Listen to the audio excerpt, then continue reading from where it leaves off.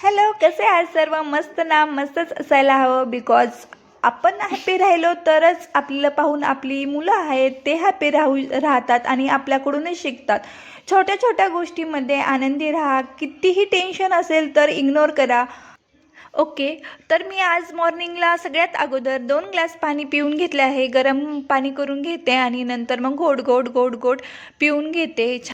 आणि मी इथे स्वतःचं सगळं काही आवरून घेतलं आहे. जे काही माझं डेली रुटीन आहे, थोडं थोडं मी स्वतःसाठी जे मी करते सकाळी सकाळी ते सगळं मी आवरून बट श्रीषा, मी बेडवरून खाली पाय ठेवते की नाही तोपर्यंत लगेच उठून बसते आणि माझ्या कामामध्ये सगळीकडे तिला लुडबुड लुडबुड करायची असते.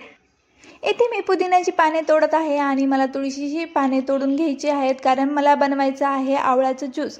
आणि तुळशीची पाने मी तूप बनवलं आहे, त्यामुळे मला त्यामध्ये घालायची आहेत तुळशीची पाने.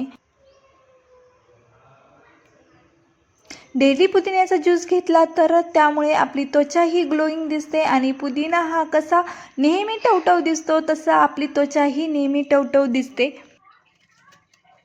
सध्या मार्केटमध्ये आवळे अवेलेबल आहेत असं म्हणता येईल, कारण की आवळ्याचं सीझनच आहे. त्यामुळे सध्या माझ्या घरामध्ये रोज आवळ्याचा ज्यूस बनतं सकाळी.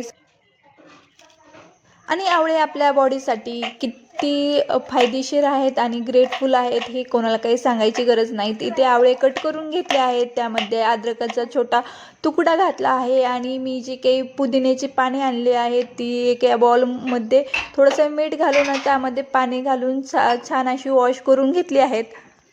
आणि दुसरीकडे मी लोणी एका पातेल्यामध्ये तूप बनवायला ठेवलं आहे आणि त्यामध्ये मी घालणार आहे तुळशीची पाने. तीही मी मिठाच्या पाण्यामध्ये चांगली अशी वॉश करून घेतली आहेत. पानावरती जी काही धूळ किंवा काही किडे वगैरे असतील ते निघून जातात, म्हणूनच कोणतीही पाने असो मी मिठाच्या पाण्याने वॉश करून घेते.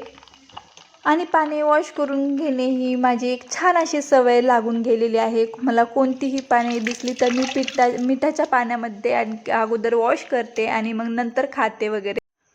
इथे आवळे कट करून घेतले आहेत. मला आवळ्याचा ज्यूस बनवायचा आहे, त्यामुळे छान असे आवळे कट करून घेतले. ज्यूस बनवून घेतला आणि आणि ही सकाळी आली होती मटकी विकायला, त्यामुळे इथे छान अशी मोड आलेली मटकी मी विकत घेतली आहे. आणि इथे म्हणलं चला आता याचीच भाजी करून घेते, कारण की आज छान असं रस्सा भाजी बनवणार आहे मटकीची. मटकीच्या भाजीसाठी मी इथे मसालाची ग्रेव्ही तयार करून घेतली आहे आणि तोपर्यंत ते आले होते वॉकिंगवरून, त्यामुळे त्यांना आवळा ज्यूस गाळून दिला. घरासमोर वीकमधून 2 ते 3 वेळा ही मोड आलेली मटकी विकायला येते आणि ती छान असते. तर मसाला ग्रेव्ही कढईमध्ये फ्राय करून घेतली आहे. छान असं तेल सुटेपर्यंत हलवलं आणि तेल सुटेपर्यंत छान असं हलवून घेतलं. त्यामध्ये ॲड केला आहे घरगुती काळा मसाला, त्यानंतर सुहाना मसाला आणि छोटीशी मॅगी मसाला. मटकी ॲड केली, पाणी ॲड केलं आणि टेस्टनुसार मीठही ॲड केलं आहे. छान असं परतू दिलं. मटकी ॲड केल्याच्यानंतर थोडंसं हलवलं आणि छान असं गरम पाणी त्यामध्ये ॲड केलं आणखी. आणि इथे रस्सा भाजी रेडी आहे. 5 ते 6 मिनिट उकळी यायला ठेवलं आहे आणि त्यानंतर मी इथं बनवलं आहे श्रीषासाठी शरबत. तिला सकाळी सकाळी शरबत लागतं, त्यामुळे लिंबू शरबत इथं घेतलं आहे आणि मी घेतला आहे आवळ्याचा ज्यूस. सोपं आहे.